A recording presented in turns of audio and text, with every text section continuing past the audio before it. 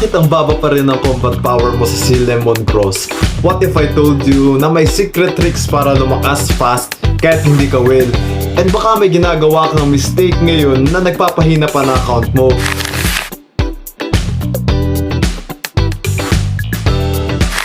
Akala mo malakas ka na sa si Lemon Cross? Think again. Hi guys, this is Peter Van. And we are back for another video on si Lemon Cross. Ayun guys, pag-uusapan naman natin kung paano nga ba natin pataasin ang combat power natin sa CLM. Kasi magtataka ka, maraming mga F2P players na ang tataas ng combat power pero hindi naman sila whales. At ang mas nakakagulat, baka meron ka pang ginagawa ngayon na nagpapahina na account mo without you even knowing. Kaya today guys, I'll show you the secret ways to boost your combat power fast in si Lemon Cross kahit F2P ka pa. Alright mga ka-CLM, if gusto mong tumaas ang combat power mo at hindi ka ma-one hit sa mga dungeon or mawalan ka na ambag sa mga bosses dito, listen carefully dahil malaking difference ito sa account mo. Ang number 1 dito guys is equipment, especially sa equipment refining. Dito sa enhancement guys, pwede tayong mag-enhance up to level 6 na hindi nag-fail yung enhancement natin. Dahil going from 6 pataas, nagkakaroon na tayo ng chance na mag-fail ang mga enhancement natin dito.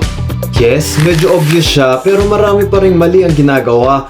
So stop randomly upgrading everything. Focus ko muna sa main weapons at armor mo at saka yung mga accessories na pwedeng magbigay ng biggest stat boost. A higher enhancement level can instantly boost your combat power big time. Ang number 2 naman guys is don't ignore your pets and guardians. Ito ang common mistake ng maraming players.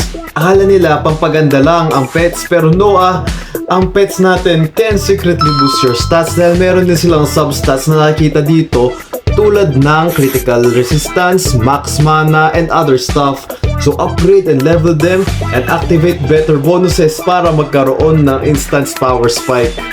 Tulad nitong 40-year-old lobster ko guys, priority ko siya dahil nag-glow siya at saka shiny siya. And also itong fox ko na nilevel up ko ito galing heroic papunta ng legendary. If you're not aware guys, itong mga shiny natin na pets, yan ang pinakabagay sa account natin or sa class na ginagamit natin. So ang pinakamagandang gawin dito guys, i-level up natin sila and i-evolve natin. So number 3 naman guys, ito ang costumes or U-parts. Guys, maraming players ang akala pang forma lang ang costumes. Big mistake. Some costume give extra stat and hidden boost sa combat power mo. Kaya wag puro drip lang. Choose costumes that actually help your build and stats. Makikita nyo guys na pwede rin i-enhance itong mga costumes natin. For example, itong cloud painted costume ko na may enhancement level 3 siya na nagbibigay siya sa akin ng critical damage and magic damage resistance penetration. So bagay na bagay siya para sa mga mage na classes. Meron din tayo itong dark spy costume na nagbibigay ng max life at saka physical damage resistance. Don't forget to enhance your costume guys dahil ito ang nagpapalakas at nagbibigay ng combat power natin. Pero kailangan nga lang natin itong Fantasia thread. Saan nga ba natin ito makukuha? Una, pwede natin ito mabili sa marketplace kung meron kayong mga rubies.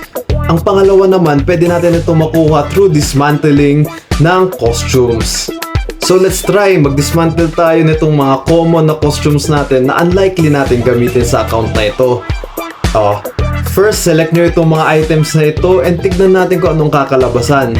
Ayan nga, nagbigay siya ng crystals and Fantasia threads. So now, we can use this guys para i-enhance itong mga costumes natin. Malaki-laki rin ang binibigay na combat power ng mga ito, kaya don't forget to enhance your costumes guys. For our 4th number naman, ang skills natin. Don't forget to enhance your skills. Dahil malaki rin ang ambag ng mga skills na ito guys. Dahil itong mga skills ang nagbibigay sa atin ng damage per second. Especially pag may kalaban tayo ng mga monsters dito at nagka-grind tayo. Hindi porket strongest looking skills, yun na yung best. Kasi some skills scale better with your class build. Kaya make sure na optimize ang skill points mo para mas mataas ang damage at efficient ang grinding mo. Tulad dito guys, ginagamit ko ang aking enhancement ng skills sa Phoenix. Dahil mabilis ang cooldown nito and mataas ang damage niya. compared sa iba nating skills na mayroong iba nasa 30 seconds, nasa 18 seconds. Itong Phoenix natin is nasa 8 seconds lang, and other skills natin tulad itong Ice Drill is nasa 12 seconds lang. So I think better na mas gamitin nyo ito and is i-enhance nyo itong mga skills na ito guys, dahil mas mabilis silang cooldown and mas magagamit mo sila throughout the game. So ayun nga mga kasil, which tip ang hindi mo ginagawa before? Comment down below ang current combat power mo and let's see kung sinong pinakamalakas dito. Also guys, don't forget to like, subscribe, and hit that notification bell dahil marami pa tayong SealM Cross secrets na pag-uusapan.